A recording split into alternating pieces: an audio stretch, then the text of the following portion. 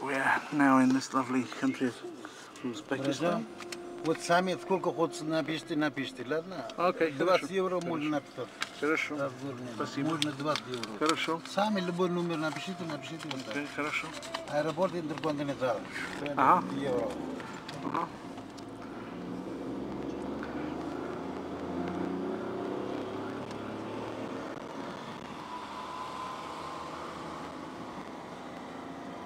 That says welcome.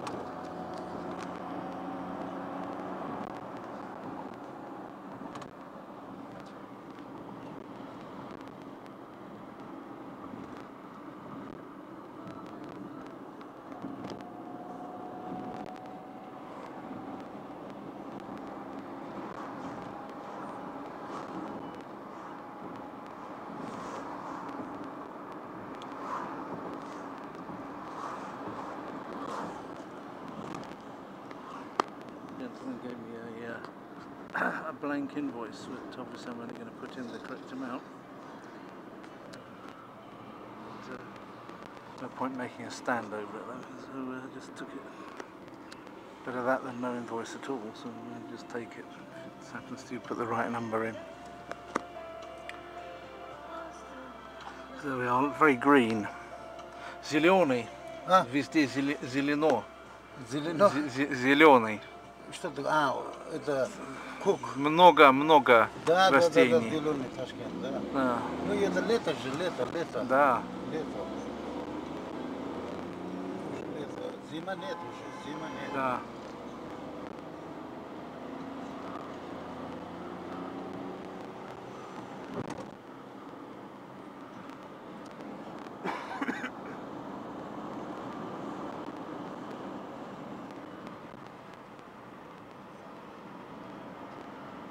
I like to film these journeys in with a taxi because what tends to happen is you get to see a lot more when you actually look through the thing again, and you can never remember, and you remember again the things that you saw before. Like, how would you remember the very details on these nice things on the buildings? Very similar to Minsk, by the way. These national patterns painted on the sides of buildings. This is, if you come in from the airport in Minsk, you'll see something similar, Minsk, Belarus, and yeah, quite a similar feel to the building at any rate, but there's arches that speak about a past which is a bit more oriental.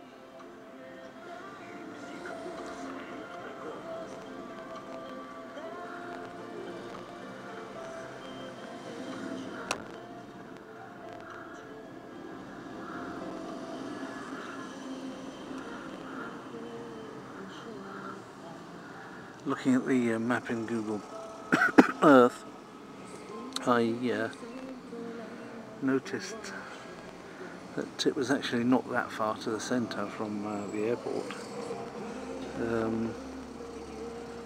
So you know that in Beijing, you know, it also costs like $50, and you come in from a long way away. And there's also places even in Istanbul, it seemed to be an awful long drive, and it seemed to last, I don't know, something like 2 hours of his life that he took over it and earned about $40. So them asking for $35 for a very short trip from the hotel, I think it's too much. So I asked some of the privateers around what they would do. That the fourth gentleman said 20, so everybody seems to work in dollars anyway. So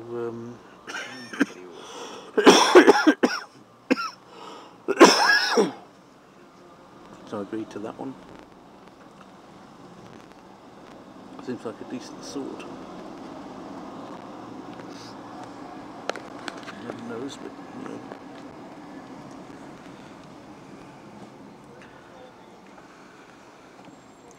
The thing about these hotel taxis, of course, is that then you're paying extra for the security, but sometimes that might might well just be feeding off people's paranoia. One thing that you certainly can say is that in a country which is closely ruled, as this one is, it's unlikely that there's a lot of crime around. So I don't want to be too paranoid about this place. I asked one of my friends at work back in Moscow who's from here, and he seems to think that there's not much crime, you can walk around pretty safely, so, you know, these are the advantages of strong rule, if you like, a strong personality at the helm of the state.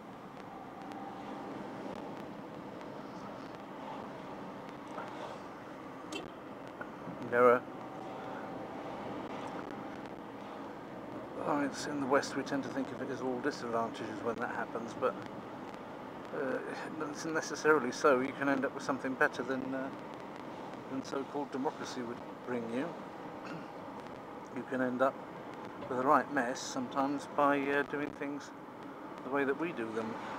And we have been getting some right messes, and I'm not suggesting that democracy in the West is what it should be anyway. You've got all different parties all doing the same things and all with the same agenda. You just don't know who's pulling the strings. Here at least you can see the guy and his family, which is alright. I mean, at the end of the day we know who runs the world, and sometimes these strong personalities actually put up more of a resistance to the plans of the wicked one in going towards one world government and having the place prepared for Antichrist to play out in the final end game and Armageddon and everything. Some of these strong rulers have actually, despite what you may think, they may actually be tools, not necessarily just for the wicked one, but they can be tools to hold back the wicked one as well sometimes, in the providence of God. So right now I see that some countries that probably America would like to see governed differently are actually preventing certain interests which are strong in America from pushing hard towards world government with America at the helm, and whatever dictatorship might come out of that possibly, run by Masons of course. Here we go, it's a nice Orthodox church celebrating Easter there with its things out. A little bit disappointed because I was promised that I would be collected, but nobody was there to collect me, so I just got in the taxi. Nobody's called me, nobody's written to me, so just got in the taxi and came.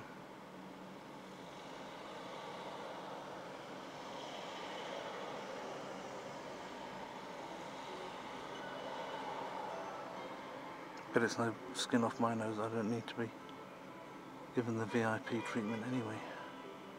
I prefer not to be.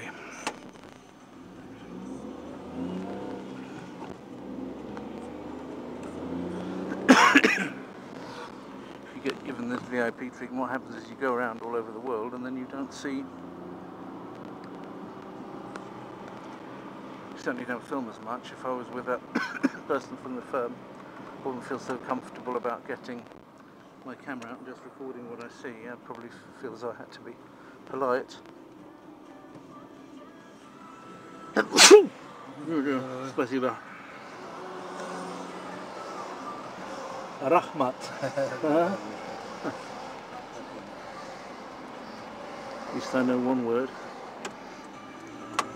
It's more different from Turkish when you actually come down to it than you might think. All the verbs that make you requesting you to do something all seem to end in ing, which is really quite similar to English, you know, or at least that's how my wife used to speak English at the beginning. When she wanted to request me to do something, like she wanted me to go and have a bath, then her version of the imperative was to use the gerund for it. So just having a bath, that meant come and have a bath, or going to sleep. That was at the beginning, and you know, gradually she learned how to speak more. I wasn't in any hurry to teach, of course, because I was speaking Russian with her mainly, but I thought it was very cute the way she did it, so I didn't really want to change it anyway. But it's interesting how my wife actually invented part of the Uzbek language without realising she was doing it, because they have ing at the end of all of their requests or imperatives, that's the word. They all end in ing. Yopping was in the plane, and itaring, that's pulling and pushing, isn't it? So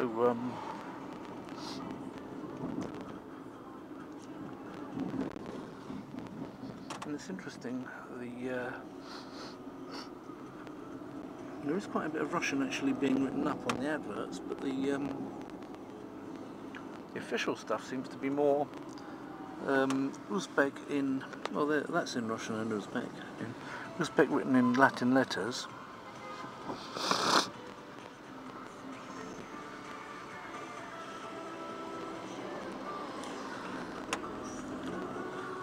Taras Shevchenko's obviously some Ukrainian guy.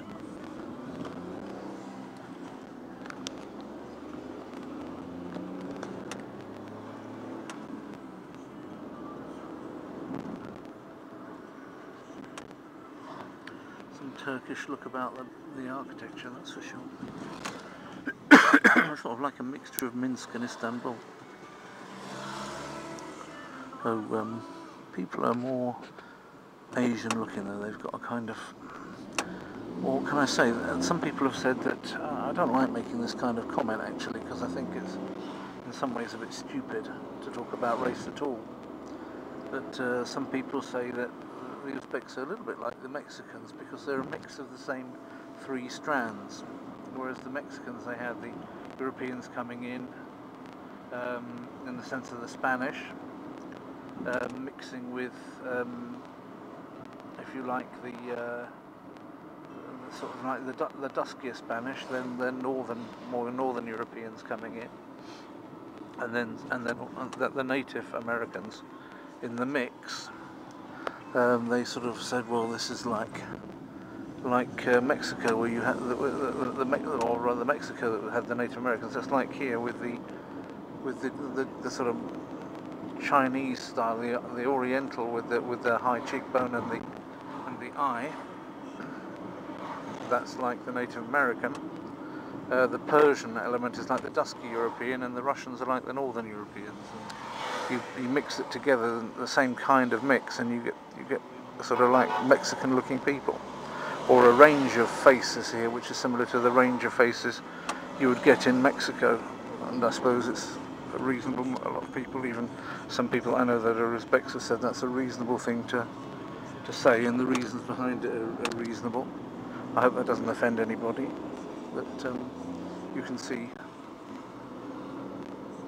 that in reality. You know, when you look at people, you can see that some of them are various types of mix of those three things, and you know, some people really do look Mexican, or what the idea of a stereotypical Mexican, but they certainly drive like Russians. So I hope you all get it. Центр, самый центр, да? Это что? Это Амир Темир, да? Амир Темир. Ага. This is the hotel Uzbekistan. Это Узбекистан. Ага. Это вот большинство. Это Германия построила. До 3 месяца построили Германия. Ага. Германия. Немцы построили. До 3 месяца. Ага. Это Узбекистан остался. Hotel Uzbekistan is where I thought we were going to stay, which is obviously the archetypal of a Soviet-style hotel, which would have been interesting. That was my first choice, but it wasn't so near the office, so we chose a different thing. Это музей Амур Тимур. Ah, Amur Timur, and this is the Tamerlane Museum. Tamerlane being the guy that, well, he's the biggest folk hero of the country. Это по-арабски написано на этих, ага. Латинский, да? Tashkent Davlat Yuridik Universiteti. What's Davlat? Davlat? Это что, Davlat? Вы можете читать, а я не могу читать. Davlat я не знаю. Я... Государство это. Давлат государство. Государство. А, государство, ага. Джумхуриет. Да. Джумхуриет турецкий. Я немножко знаю турецкого, и иногда я вижу сходство. Мы русский читали, не знаем. Латинские дети читают. Ага. Это Шератон бывший. Шератон сейчас другой название тоже. Это Шератон, да? Да, бывший Шератон, бывший.